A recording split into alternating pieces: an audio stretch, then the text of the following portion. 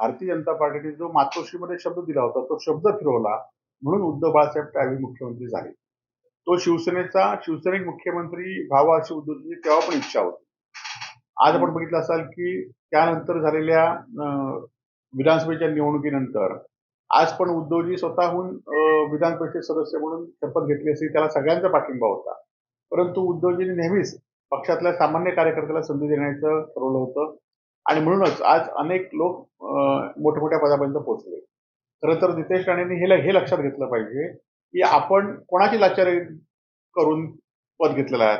आपण काँग्रेसमधनं जेव्हा तुम्हाला तिकीट मिळालं तेव्हा काँग्रेसने तुम्हाला तिकीट दिलं, पहिल्यांदा आमदार केलं आणि त्यानंतर त्या काँग्रेसला सोडून तुम्ही स्वतःचा पक्ष विसर्जित करून तुम्ही भाजपच्या पदराखाली गेलात आणि भाजप आता सध्याच्या परिस्थितीमध्ये भाजप ज्या पद्धतीने निवडणूक जिंकतोय त्यामुळे तुम्ही भाजपच्या नावावर निवडणूक जिंकले तर मोठं नाही आहे.